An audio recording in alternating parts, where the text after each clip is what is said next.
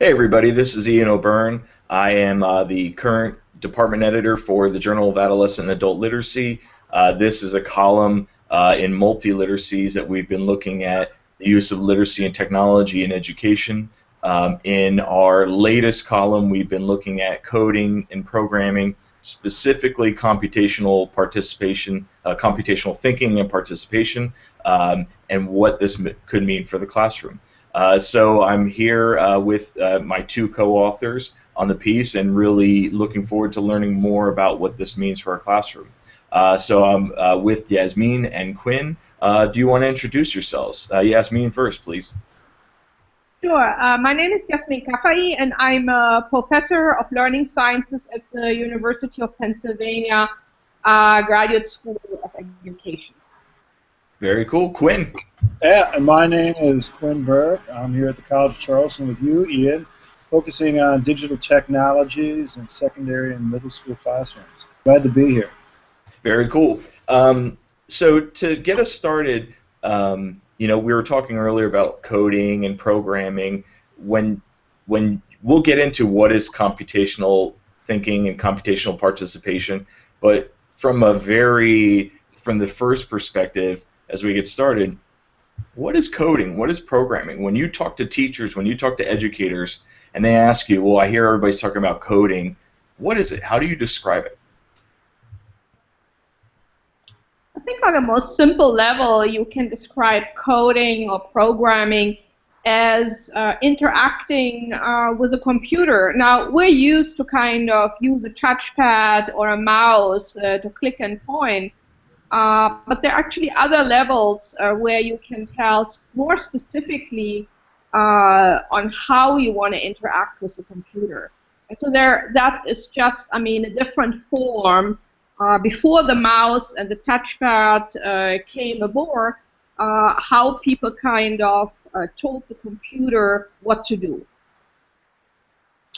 Yeah, and I'll add a little on that too. I was with a computer science professor yesterday, and he got a little upset because he wanted to make a big distinction between coding and programming. Programming is a bit more of a formal process, but to Yasmin's point, coding is, I think one of the nice metaphors out there that Dale Doherty referenced was this idea of making digitally. And I don't want to oversimplify coding, but it is the process of actually getting underneath the hood of a computer and actually making something digitally with that computer. And so that's one of the things that we think we really pushed with this piece was this idea of making end products. Now, one of the distinctions that I learned, thankfully from the two of you, is moving into computational thinking, computational participation. What is that, and how do we differentiate that from talking about coding and programming?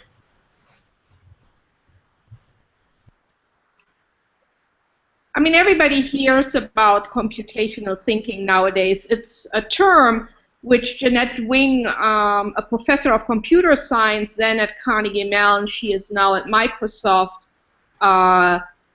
introduced about actually a good 10 years ago to kind of highlight what is special about computer scientists. What does this actually mean for, K-12 students and teachers?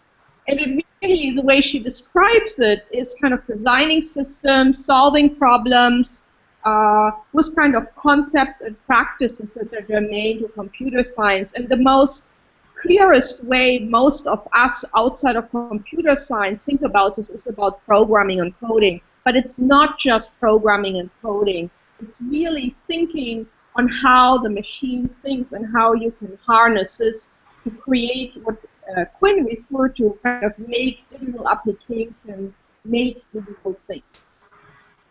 To that point, Quinn, you want to add? Well, I think that's great. Yeah, Yasmin had pointed out that this has gone under different names in different circles too. I think procedural literacy, understanding the procedures, how one step leads to another, how these different pieces build onto each other, and of course, to Yasmin's point, Seymour Papert, who she studied under, was the first one who actually used that term way back in the 1980s. But I think one of the things that we've been pushing with this piece, and when we were discussing this piece, is this notion of computational participation. And that makes it less about a solitary thinking process, gets us out of this sort of erudite, it's about how my brain is. And computational participation, the way we were talking about the digital storytelling, sharing video games, this is about bringing people together by sharing products, giving feedback. A lot of it's kind of epitomized by that open source ethos and movement. But that's where we see things going forward in the future. And of course, one of the reasons schools should be paying a lot of attention to. Mm-hmm. So what connections do the two of you see between computational thinking and computational participation and current instruction in the classroom? Specifically, I mean, this is a literacy research journal. How do you see those connecting to instruction, literacy instruction? Well, and I'll just say this, Ian, and you know this working with teachers on a regular basis, as does Yasmin. Group work in schools is notorious, and the literature plays that out. Group work is not done well. It's meaningless. Typically, one person picks up the whole mantle and does it. One person does absolutely nothing at all, and then the other person spends their time trying to make sure people don't get into an argument. When we start going outside of the immediate classroom and we get kids working on projects, the kids really do care about digital products. They have the phones, they have the devices, and start bringing these wider networks of being able to share with wider populations, being able to connect outside of the classroom, coding digital stories, coding video games. We get kids more ramped up about the idea of working alongside each other, playing each other's games, watching each other's stories, interacting with the digital art products they've created. And so that means group work in schools gets better because the kids actually care about it. And obviously a lot of it has to do with audience. The teacher stops being the sole audience. It's not easy to do that, and it's not easy to develop a classroom culture that goes in that direction. But that is now more infinitely possible than it ever was before.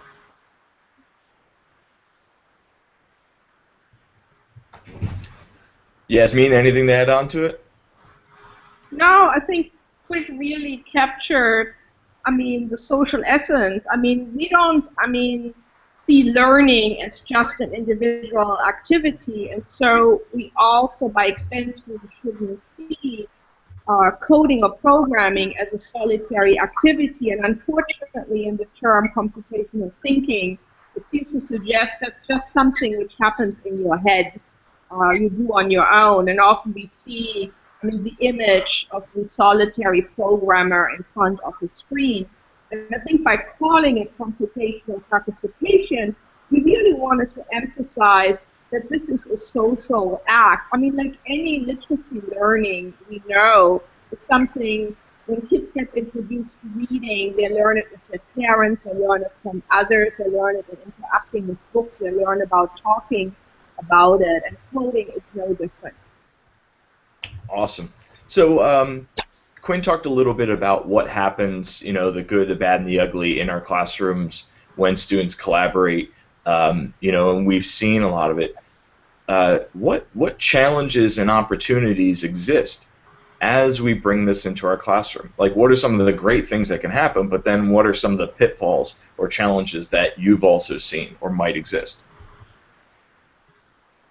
Oh, there'll be many challenges, but I think one of the great opportunities we see and we describe in both connected code and connected gaming is the possibility of integration, rather than to see the technology activities and coding as something which happens separately in a laboratory far away from any other classroom activities. We actually strongly promote it to be integrated into the learning of mathematics, into the learning of language arts and writing stories and science.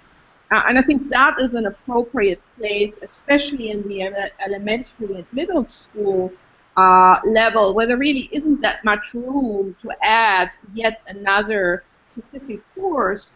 And I think that is one of the great opportunities where the learning of coding can actually be mutually beneficial to the learning of mathematics or language arts.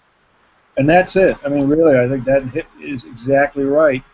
The biggest issue is teachers, and I think one thing is that we don't need to make totally new teachers. We need to get experienced, qualified, gifted teachers, and there's so many of them out there right now, and having them integrated and bringing their own level of expertise in. I mean, I think that was it. This whole article was about trying to leverage pre-existing knowledge, but then adding this new dynamic to it. That's the big challenge. So I mean, that's what we're trying to find that middle ground. You know, the smart, savvy educator that wants to do this, but's trying to figure out, okay, how do I do it? How do I start? Yeah. There's a lot of rhetoric right now that coding needs to be in every single school, and I can see teachers roll their eyes. You know, a lot of people feel like this is just another movement that's going to go away in 2 more years. If it's going to get traction, it's going to need to focus on that middle ground and not just do some kind of top-down policy where we all have to go back and learn computer science and stop teaching whatever we have been teaching. That's not the goal. What is your? I know that we see that a lot in our classrooms. There is this mindset that, you know, this too shall pass. So what is your thinking or mindset or gut reaction to those teachers or administrators that say, oh, coding, you know? Well, I'm going to defer to Yasmin here, but I will say that it has passed. In the 1980s, there was a whole push to get Logo and Pascal into schools, and that passed. By the mid-90s, Yasmin, your research was all in this area here. I mean, it had gone away. So I think it's a real threat. I mean, if there's not buy-in, I think that this will be chalked up. I'm hopeful that that's not going to be the case. But well, anyway, Yasmin, I'm going to turn it to you on this one. But in the past, it has gone away. It's true. I mean, people forget that there was already a wave of programming in school when hundreds, thousands, if not millions of kids were doing some programming. But 25 years ago, I mean, there was a different situation. Number one, computers were only in school. Kids didn't have the opportunity to do anything on computers outside of schools because they didn't have them at home. They were too expensive. And I think today the situation is very different because kids actually have more access and interaction with technology outside of school than inside at school. And there's another big difference. When programming was introduced in schools 25 years ago, it was disconnected from any classroom work. You went once a week into a lab, you did 45 minutes of programming, and then you went back to all your other stuff. It didn't have any personal relevance, like the examples that Quinn brought up about designing games and stories, animations, that really drive a lot of kids' interest today. And it wasn't connected in general. And I think today, I hope we have kind of learned from these mistakes, if you want, of the past, that we know that kids are interested in technology. We know that parents are interested in it. I mean, it's actually a great majority of parents who are interested that their kids learn about this in school. And we have learned from the last 25 years, we have a gigantic equity issue. We have so few women and minorities in technology in all those big companies it has come out. That we know in order to level the playing field, we need to start early. We need to start in school, not just at the high school level, but in the elementary and middle school level, to prepare the pathways into computing with activities that make sense to children, that connect to the curriculum, so that later in high school, if students are interested, they are prepared to take the AP exam course. And then, if they want, they can choose to engage in a career of computing and engineering. But right now, these pathways do not exist. They, in particular, do not exist for students in low-income communities. And for that reason, we have these big kind of equity issues. Yeah, I think it's some of the beauty of this is it's so ubiquitous now. You know, I mean, my 5-year-old at home can pull up, you know, the iPad and play games that have coding, you know, folded into it. I can, you know, he's playing Minecraft and other stuff on my phones. You know, he can interact for cheap or free with others, and so it's everywhere at this point. So it's almost like it's impossible not to stumble into it. So how do we get started? And if I'm interested in two sides of the coin. How do I get started as an educator? So if there's a teacher that's watching this and they want to know, okay, I want to do this. What's the first step? In addition to your books, what's the first step from a teacher's perspective? But then also as a parent. I'm a parent. My 5-year-old at home. I'm interested. Like I'm trying to figure out how I start to fold this into what he's currently doing because it's not there in school. So how do I start as a parent? How do I start as an educator? I'm biased because my research when I was at Penn with Yasmin was when Scratch was still in its beta form. But I think Scratch is a fantastic place for middle schoolers, elementary schoolers, even early high schoolers can do. They say Scratch has low floors with high ceilings. You can get in pretty easily and get going with it, but it can get pretty robust and it can get very rich in terms of what you're able to do with that particular introductory language. There's others out there like Alice, and even Python has some great tutorials. I think for the school end, I think after school clubs can be a good place to start, just to sort of get familiar, get kids who are interested, get them going. But that said, if we have English teachers, math teachers, social studies teachers who are interested in kind of integrating it within their own classes, you'll find tons of, between Scratch Ed, tons of resources available and freely available online in which you can do small modules and integrate them into your actual curricula and get things going with more of a project-oriented kind of nature. We were at a meeting maybe about a month ago where someone said, which I got a kick out of, that Scratch is the new PowerPoint. Why have kids make PowerPoint slides when they could do something like Scratch? I think that was a great line. I got a kick out of it. I mean, I think there's a lot of ways of integrating some of these basic languages into sort of everyday activities in and around classrooms. In fact, to Yasmin's point, that classrooms and homes have so many more written computers freely available to them, there's no reason that that can't be built in. So that's a few different moving pieces there, but I think that there's plenty of opportunities both in class modules and after school programs that teachers can get started with no previous experience. I think we lost her. We'll see if she can pull back in. Okay, why don't we give it a minute here and then we'll see how it, yeah. Yeah, no problem at all.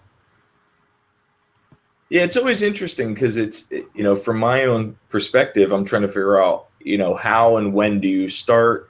Like I said, my son's 5. We do some gaming. I've moved the gaming through the NVIDIA Shield. I moved the gaming off of I had an issue where he was gaming on like an iPad or the phone, and it was a solitary act where I didn't know what he was doing, and then I bought a device that would put it up on the TV. So now it's in the middle of our living room, and I can see, and he can show us, and it's more participatory and it's more public.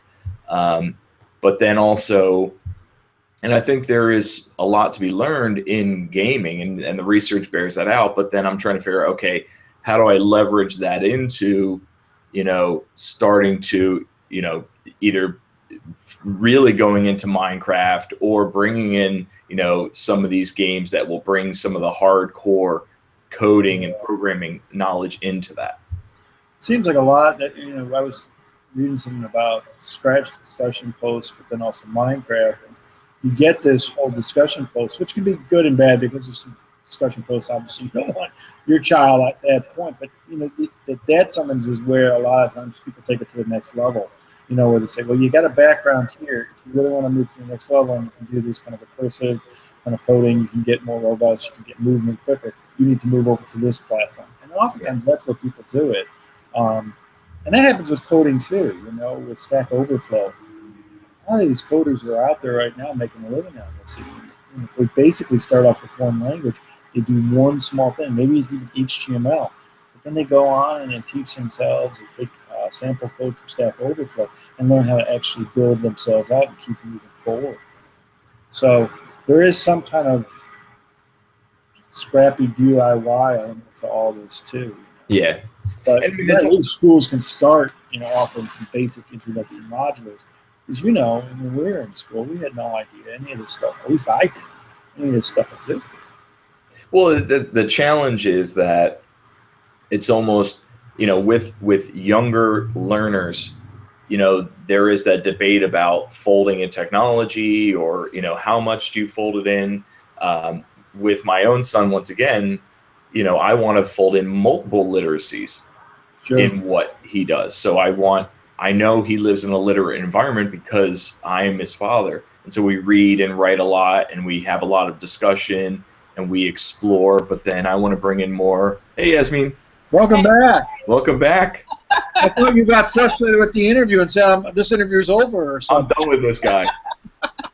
This guy's boring me now, talking all about computer programming. Okay. So, with my son, I try to fold in multiple literacies so that he, has math and science and explores, and then also does art and, and has different aspects. But I think with teachers, the challenge is often, oh, well, I don't have time for that. When I would do web literacy stuff or new literacies research, online reading comprehension, the comment was, well, I've already got enough to do. I don't have enough time for that. And it's like, no, I don't really want you to think differently. I just want you to work differently. What you're currently doing, you can do the same things. It's just if you change some of your tools or change some of your practices, you can fold what we're doing here into your current teaching, into your current work. I had the same, last week I did a talk here at CFC about MOOCs and open learning, and there was a lot of, there's a lot of time you're asking for, and I don't have time, and I don't have and I'm like, no, I just want you to work a little bit different. I'm not asking you to do more, I'm just asking you to do different, and that's the challenge in it. So once again, I thank you both for your time to talk about this. I thank you for your expertise in the column. I learned a ton. It's really shaped and guided my thinking about this and what the next steps should be. So how can people get in touch with you? Where do you live on the internet? What other materials? How can they get in touch with you? What's the next steps if they're interested in you and your work? Where should they head? We're all available via email. We have the books out there, and we have written multiple shorter, longer pieces for different audiences, for educators, for researchers, for teachers, and that's all available. Quinn? Same with me. I mean, those books, especially the articles themselves, I think the one that we worked on all together here tends to be a nice starting point, but then getting a little bit more into the difference between games, stories, discussing that. But email's great. I mean, email is a fantastic place. It's got the College Charleston website as well. But happy to share content as people see fit. And if you're in and around South Carolina, please let me know. Some interesting things are happening in our state locally, and certainly love to chat more about anybody who'd be interested in talking about it. Most definitely.